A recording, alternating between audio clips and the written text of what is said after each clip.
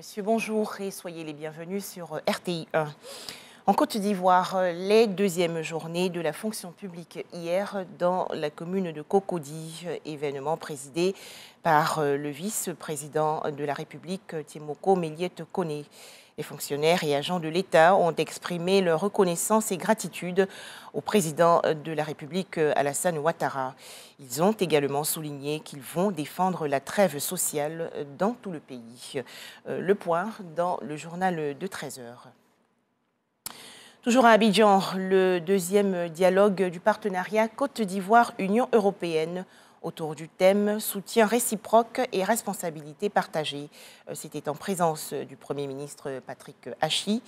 Le dialogue de partenariat est un cadre permanent d'échange entre les membres du gouvernement ivoirien et les ambassadeurs des pays membres de l'Union européenne accrédités en Côte d'Ivoire. Cette autre actualité nationale, notamment des réflexions sur la prévention et la réponse aux urgences. C'est une initiative du ministère de la Solidarité et de la lutte contre la pauvreté en partenariat avec le Bureau de la coordination des affaires humanitaires des Nations Unies. Une opportunité pour les acteurs de la gestion des risques de préparer un plan de contingence nationale multirisque afin de garantir une meilleure prise en charge des victimes. Les explications dans ce reportage de Jean Djadji.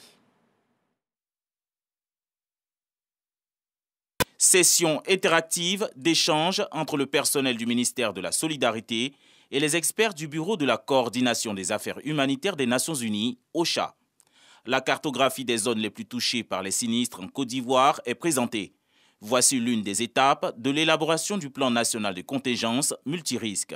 Ambition, améliorer la stratégie de réponse du ministère de la Solidarité contre les urgences humanitaires. En Côte d'Ivoire, le ministère de la Solidarité et de la lutte contre la pauvreté enregistre une récurrence des inondations, d'écroulements de bâtiments et de tempêtes sur la période 2019-2022.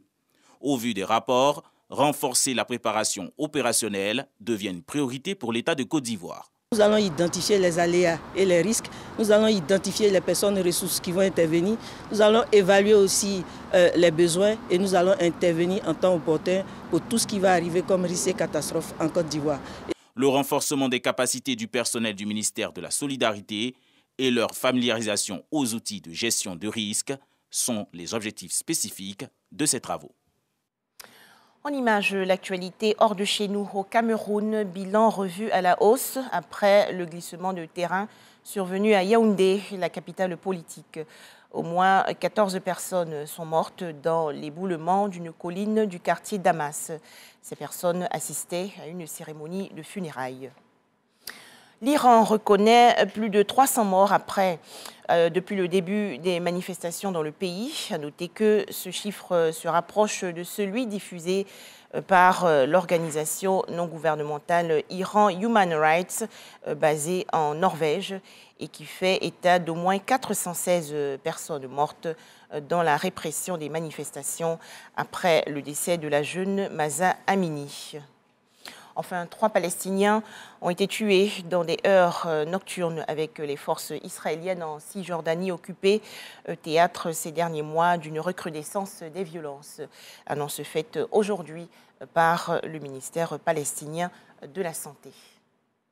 Voilà, c'est la fin de ce flash d'information à 13h, l'actualité sur RTI 1.